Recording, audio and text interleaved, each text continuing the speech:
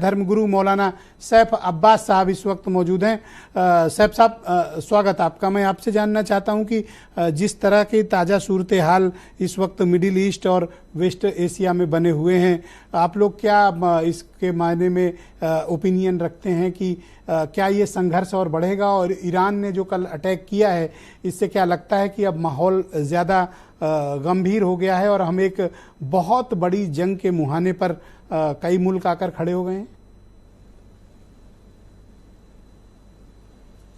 बिस्मिल्लाहिर्रहमानिर्रहीम। देखिए, जो ईरान ने कल अटैक किया है, इसको अगर आप गौर करके देखें तो पिछले कई सालों से मुस्तकिल ईरान की ज़मीन के ऊपर अटैक हो रहा था। जो ईरान के साइंटिस्ट थे उनको मारा जा रहा था, ईरान के कमांडर को टारगेट किया गया, अबू मेहदी अल मुहंदिस, शेख सुलेमानी और मोहसिन फ़खरीज़ादे, और उसके बाद ईरान की ज़मीन के ऊपर उनके मेहमान जो इस्माइल हानिया थे उनको मारा गया। तो मैं ये समझता हूँ कि सारे ममालिक इस तरीके से बैठे देख रहे थे, ये उस पर लगाम नहीं लगा रहे थे। तो कब तक इसको बर्दाश्त करता, उसका जवाब दिया गया है। और उसके अलावा भी शहीद सैयद हसन नसरुल्लाह, उनको किस तरीके से शहीद किया गया। तो इन तमाम चीज़ों का जो बदला था वो ईरान ने कल अपना लिया और ईरान ने कहा है कि अब हमारी कार्रवाई ख़त्म हो गई है। अब अगर ये पलट के जवाब देंगे तो फिर उधर से जवाब आएगा। ये तो एक बात हो गई। मैं ये समझता हूँ कि आज वो ममालिक के जो अमन पसंद हैं, इंसाफ पसंद हैं, और मैं अपने मुल्क के प्रधानमंत्री से वो ख़ास चाहता हूँ कि वो इसमें इंटरफेयर करें, क्योंकि ये चीज़ जो है ये हमारे मुल्क के लिए बहुत ख़तरनाक है। चूँकि ईरान में जो चाबहार पोर्ट बनाया जा रहा है वो हमारे हिंदुस्तान की बहुत बड़ी एक उपलब्धि है, वो किया जा रहा है। ये सारी चीज़ें जो हैं इनको नुकसान होगा और हमारे मुल्क का नुकसान होगा। तो अगर मैं समझता हूँ कि हमारा प्राइम मिनिस्टर जो नेतन्याहू से भी ताल्लुक़ रखते हैं और उनके ईरान से भी बहुत अच्छे रवाबित हैं, वो इसमें अगर एज ए मीडिएटर काम करके इसको शांत कराएं। क्योंकि देखिए, अमेरिका से तो एक बात की समझ लेना चाहिए, उसको सिर्फ दूसरों को हुश्कार के लड़ाना और जंग करवाना, अपने असलहों को बेचना, इसके अलावा दूसरा उसका कोई काम नहीं है।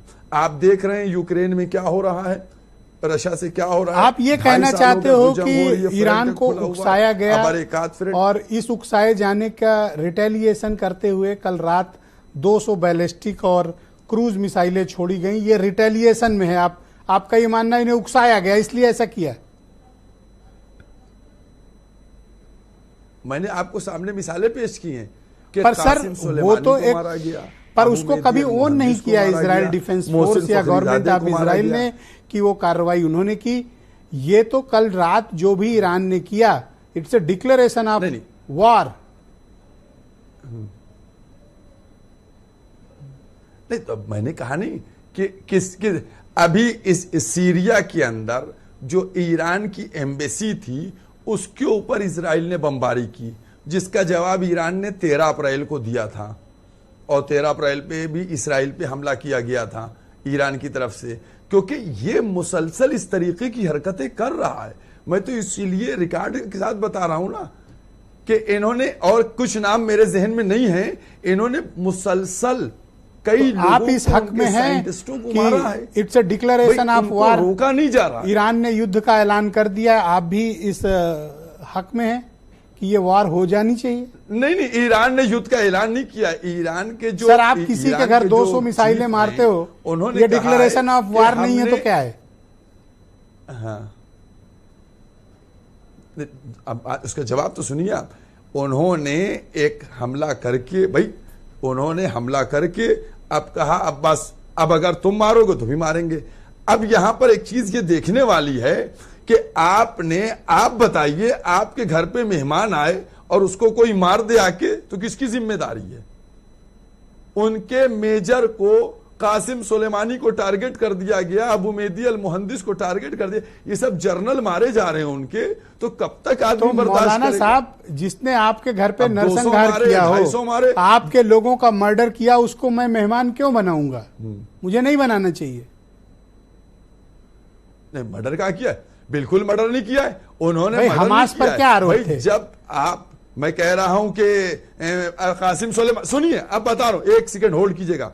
कासिम सुलेमानी वो हैं जिन्होंने इराक के शहर तिकरीत में, सुनिए अब आप, इराक के शहर तिकरीत में जब हमारे मुल्क की 50 नर्सें फंसी थीं, तो कासिम सुलेमानी और हिजबुल्लाह ने उनको रिकवर करवा के सलामत के साथ भेजा था इंडिया।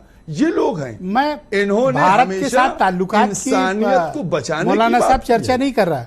मैं कह रहा हूं कि ईरान इस तरह की कार्रवाई करता रहा है कि जितने भी इजराइल के दुश्मन थे उनको या तो पनाह देता था, प्रोटेक्ट करता था, और या फाइनेंशियली उन्हें सपोर्ट करता रहा, चाहे वो हिजबुल्लाह हो, चाहे वो हमास हो। उदाहरण सामने है। हाँ ठीक, अब मैं उसका जवाब आपको देता हूं।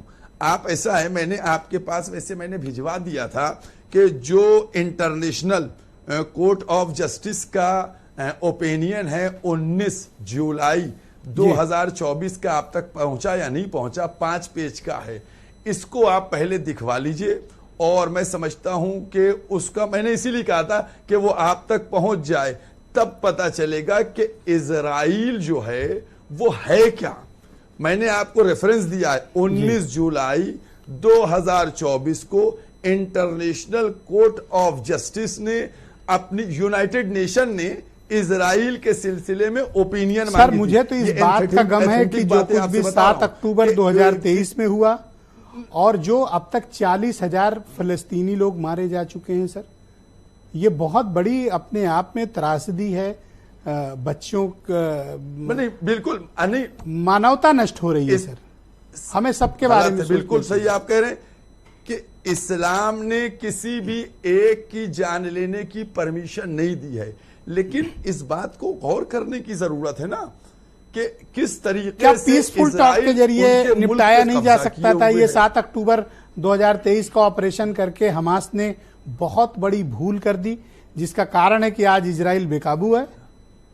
नहीं, हमास के ऊपर नहीं, आप 7 अक्टूबर की बात नहीं कीजिए, आप इससे पहले 2000 की बात भी कीजिए। सन 2000 में क्या हुआ, फिर 2006 में क्या हुआ, फिर 2007 में क्या हुआ, फिर सारी बातें करी जाएंगी ना। सिर्फ नहीं, ठीक है, मैं सेकंड राउंड में आपसे बाकी भी बात करूंगा, क्योंकि 7 अक्टूबर को मैंने बेंच मार्क लिया था। सुनिए, मैं आपके दर्शकों, मुझे थोड़ा सा वक्त दे दें, मैं सेकंड राउंड में आपकी बाकी ओपिनियन को सम्मिलित करूंगा। प्लीज मुझे थोड़ा सा वक्त दे दें। मैं कर्नल साहब को आमंत्रित करता हूं इस डिबेट में, शरद जी को।